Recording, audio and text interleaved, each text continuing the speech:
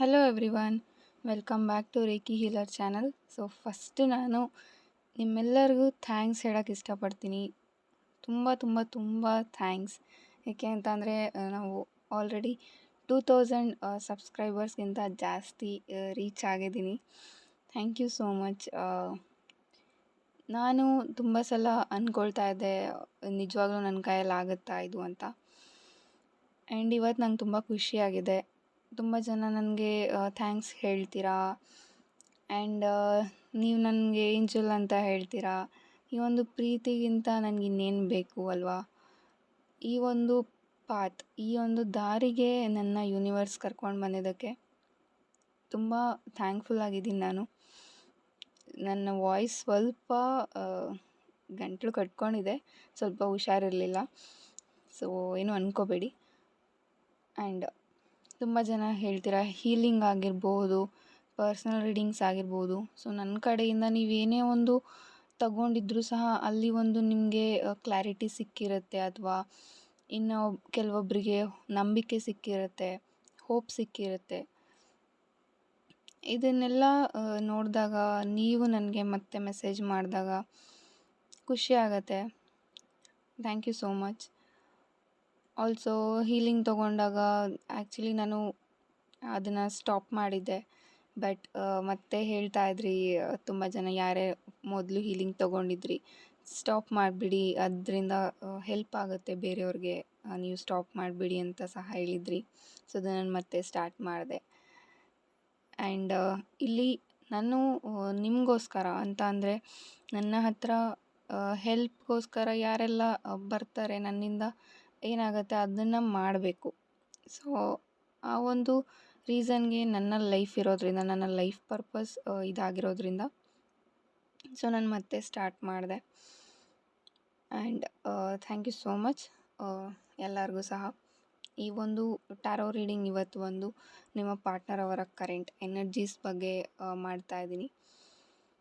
So ಕಾರ್ಡ್ಸ್ನ shuffle ಮಾಡೋ ಟೈಮ್ನಲ್ಲಿ ನೀವು ಒಂದು 3 ಟೈಮ್ಸ್ ನಿಮ್ಮ ಪಾರ್ಟ್ನರ್ ನೇಮ್ ಹೇಳಿಕೊಂಡು ಯೂನಿವರ್ಸ್ಗೆ ಪ್ರೇ ಮಾಡ್ಬೋದು. ಹಾಗೆ ರಿಲೇಷನ್ಶಿಪ್ ಹೀಲಿಂಗ್, ಪರ್ಸ್ನಲ್ ರೀಡಿಂಗ್ಸ್ ತೊಗೊಳ್ಬೇಕು ಅಂತ ಇರೋರು ಮೆಸೇಜ್ ಮಾಡಿ, ಕಾಲ್ ಮಾಡಬೇಡಿ. ಸೊ ಕಾಲ್ಸ್ ರಿಸೀವ್ ಆಗೋದಿಲ್ಲ. ಮೆಸೇಜ್ ಮಾಡಿದ್ರೆ ನಿಮಗೆ ಏನಾದರೂ ಒಂದು ಆನ್ಸರ್ ಸಿಗುತ್ತೆ. ಆಲ್ಸೋ ಯಾರಿಗೆಲ್ಲ ನನ್ನ ಕರಿಯರ್ ನಾನು ಇದರಲ್ಲಿ ಸ್ಟಾರ್ಟ್ ಮಾಡಬೇಕು, tarot course, money reiki course, law of ಅಟ್ರಾಕ್ಷನ್ನ ಕಲ್ತ್ಕೊಳ್ಬೇಕು. ಸೊ 1-on-1 ಸೆಷನ್ಸ್ ಸಹ ಅವೈಲಬಲ್ ಇದೆ. ಲಾ ಆಫ್ ಅಟ್ರಾಕ್ಷನ್ ಯಾರೆಲ್ಲ ಕಲ್ತ್ಕೊಳ್ಬೇಕು, so you can learn. Candle wax course ಸಹ ಅವೈಲಬಲ್ ಇದೆ. Thank you so much. ಇದು ಬಂದು ಇಂಟ್ರೋ ಆಗಿತ್ತು. ಸೊ ಈಗ ನಾನು ಕಾರ್ಡ್ಸ್ನ ಶಫಲ್ ಮಾಡ್ತೀನಿ.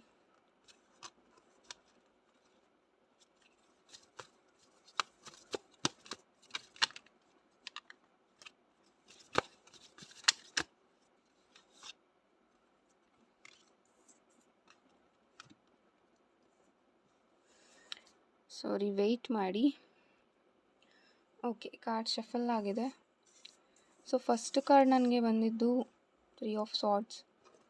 ತುಂಬ ಜನದ್ದು ಬ್ರೇಕಪ್ ಇಲ್ಲಾಗಿದೆ, ಹಾರ್ಟ್ ಬ್ರೇಕ್ ಆಗಿದೆ. ಈ ಒಂದು ರಿಲೇಷನ್ಶಿಪ್ನಲ್ಲಿ ನೀವು ತುಂಬ ದಿನ ಹತ್ತಿರೋದೇ ಜಾಸ್ತಿ ಅಂತ ಕಾಣಿಸುತ್ತೆ. ಖುಷಿಯಾಗಿರೋದಕ್ಕಿಂತ ನೋವು ಪಟ್ಟಿರೋದೇ ಜಾಸ್ತಿ. ನಿಮಗೂ ಸಹ ಇದು ಅನಿಸಿದೆ. ಬಟ್ ಇಲ್ಲಿ ತುಂಬ ಜನ ಏನು ಮಾಡ್ತೀರಾ ಅಂತ ಅಂದರೆ, ಯು ನೋ ದ ಆನ್ಸರ್. ನಿಮಗೆ ಗೊತ್ತಿರುತ್ತೆ ಈ ಒಂದು ರಿಲೇಷನ್ಶಿಪ್ನಲ್ಲಿ ನಾನು ಖುಷಿಯಾಗಿದ್ದೀನಾ ಅಥವಾ ನಾನು ನೋವು ಪಡ್ತಾ ಇದ್ದೀನಾ, ನಿಮಗೆ ಗೊತ್ತಿರುತ್ತೆ. ಬಟ್ ನೀವು ಏನು ಮಾಡ್ತೀರಾ, ನಿಮ್ಮ ಎಮೋಷನ್ಸ್ನ ಫಾಲೋ ಮಾಡ್ತೀರಾ. ನಿಮ್ಮ ಲೈಫ್ಗೆ ಏನು ಬೇಕು ಅನ್ನೋದಕ್ಕಿಂತ ನಿಮ್ಮ ಎಮೋಷನ್ಸ್ ಏನಿದೆ ಅದನ್ನು ನೀವು ಫಾಲೋ ಮಾಡ್ತೀರಾ. ಸೊ ನಾನಿಲ್ಲಿ ನನ್ನ ಪಾರ್ಟ್ನರ್ಗೆ ನಾನು ಚೀಟ್ ಮಾಡೋಕ್ಕಾಗೋದಿಲ್ಲಪ್ಪ, ನಾನು ಎಷ್ಟೇ ಕಷ್ಟ ಆದರೂ ನನ್ನ ಪಾರ್ಟ್ನರ್ ಜೊತೆ ನಾನು ಇರ್ತೀನಿ, ಈ ರೀತಿ ಅಂದ್ಕೊಳ್ತೀರಾ.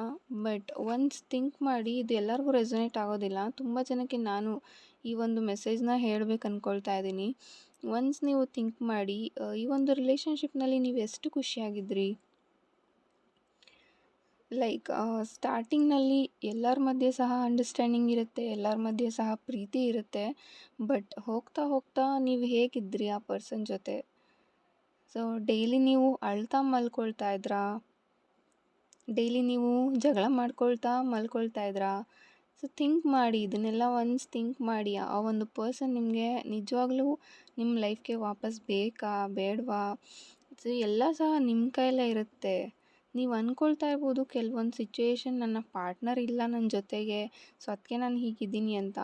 ಬಟ್ ನೋ, ನೀವು ಅದು ನಿಮ್ಮ ಸುತ್ತ ನೀವೇ ಹಾಕ್ಕೊಳ್ತಾ ಇರೋ ಬೌಂಡ್ರೀಸ್ ಅಂತ ನಾನು ಹೇಳ್ತೀನಿ. ತುಂಬ ಜನ ಇಲ್ಲಿ ಬೌಂಡ್ರೀಸ್ ಹಾಕ್ಕೊಂಡಿದ್ದೀರಾ ನಿಮ್ಮ ಮಧ್ಯೆ. ನಾನೆಲ್ಲೂ ಹೋಗಬಾರ್ದು, ನನ್ನ ಪಾರ್ಟ್ನರ್ ಜೊತೆ ಮಾತ್ರ ನಾನು ಹೋಗಬೇಕು, ಸೊ ನಾನು ಯಾರನ್ನೂ ಫ್ರೆಂಡ್ಸ್ ಮಾಡ್ಕೊಳ್ಳಲ್ಲ, ನಾನು ಐಸೋಲೇಟ್ ಆಗಿರ್ತೀನಿ. ಬಟ್ ನಿಮ್ಮ ಪಾರ್ಟ್ನರ್ ಇಲ್ಲಿ ಅವ್ರ ಲೈಫ್ನಲ್ಲಿ ಅವ್ರ ಪಾಡಿಗೆ ಅವ್ರು ಇದ್ದಾರೆ. ಆಲ್ಸೋ ಇಲ್ಲಿ ಲವರ್ಸ್ ಕಾರ್ಡ್ ಇರೋದ್ರಿಂದ ಡೆಫಿನೆಟ್ಲಿ ರಿಯೂನಿಯನ್ ಅಂತೂ ಆಗುತ್ತೆ. ರಿಯೂನಿಯನ್ ಆಗುವಂಥ ಚಾನ್ಸಸ್ ಇದೆ ನಿಮ್ಮ ಒಂದು ಲೈಫ್ನಲ್ಲಿ. ಮತ್ತೆ ಬರ್ತಾರೆ. ಬಟ್ ಕರೆಂಟ್ಲಿ ಅವರು ಯಾರೋ ಒಂದು ಹೇಳಿರುವಂಥ ಮಾತನ್ನು ಬ್ಲೈಂಡಾಗಿ ನಂಬಿರ್ಬೋದು.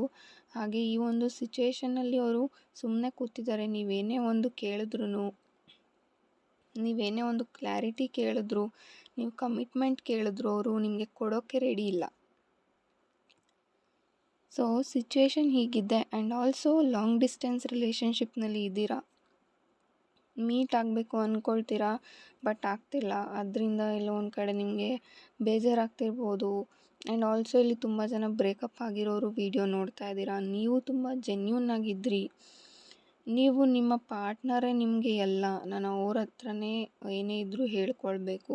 ಸೊ ಅವರ ಒಂದು ಕಾಲ್ಗೋಸ್ಕರ ವೆಯ್ಟ್ ಮಾಡ್ತಾಯಿದ್ರಿ. ನಾನು ಅವ್ರ ಹತ್ರ ಎಲ್ಲ ಹೇಳ್ಕೊಳ್ಬೇಕು, ಏನೇನಾಗಿದೆ, ನನಗಿನ್ಯಾರೂ ಬೇಡ, ನಂಗೆ ನನ್ನ ಪಾರ್ಟ್ನರ್ ಮಾತ್ರ ಸಾಕು.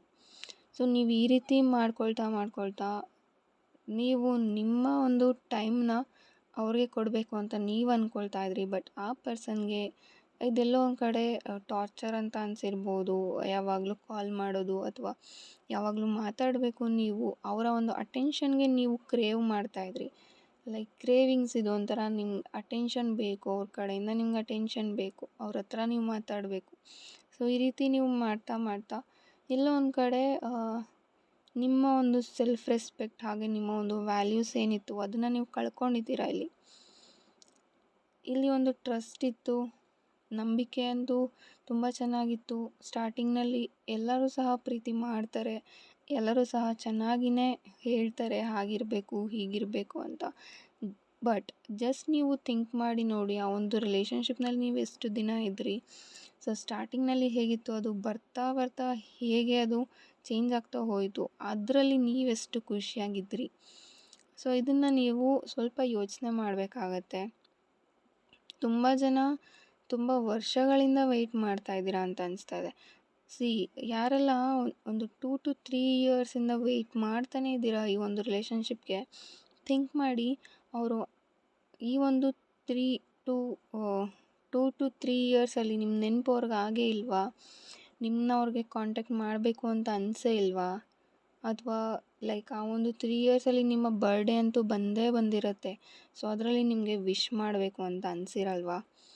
ಸೊ ಯಾವುದೇ ಒಂದು ಪ್ರೀತಿ ಆದರೂ ಸಹ ಜಾಸ್ತಿ ದಿನ ಬಿಟ್ಟಿರೋಕ್ಕಂತೂ ಸಾಧ್ಯ ಇಲ್ಲ.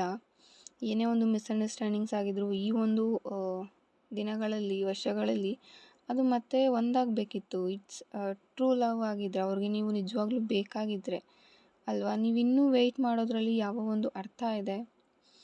ಸೊ ಯಾರೆಲ್ಲ ತುಂಬ ವರ್ಷಗಳಿಂದ ವೆಯ್ಟ್ ಮಾಡ್ತಾ ಇದ್ದೀರಾ, ನೀವು ಮೂವ್ ಆನ್ ಆಗಬಹುದು. ಸೊ ನಾನು ಈ ಒಂದು ಸಜೆಷನ್ನ ನಿಮಗೆ ಹೇಳೋಕ್ಕೆ ಇಷ್ಟಪಡ್ತೀನಿ. ನೀವು ಎಮೋಷನ್ಸ್ನ ಫಾಲೋ ಮಾಡೋದು ಬಿಟ್ಟು ನಿಮ್ಮ ರಿಯಾಲಿಟಿ ಏನಿದೆ, ನಿಮ್ಮ ಮತ್ತು ಅವರ ನಡುವೆ ಬಾಂಡಿಂಗ್ ಹೇಗಿತ್ತು ಅದನ್ನು ಸ್ವಲ್ಪ ಯೋಚನೆ ಮಾಡಿ, ರಿಯಲಿಸ್ಟಿಕ್ಕಾಗಿ ಯೋಚನೆ ಮಾಡಿ ಅಂತ ಹೇಳ್ತಾ ಈ ಒಂದು ವಿಡಿಯೋನ ನಾನು ಎಂಡ್ ಮಾಡ್ತಾಯಿದ್ದೀನಿ. Thank you so much.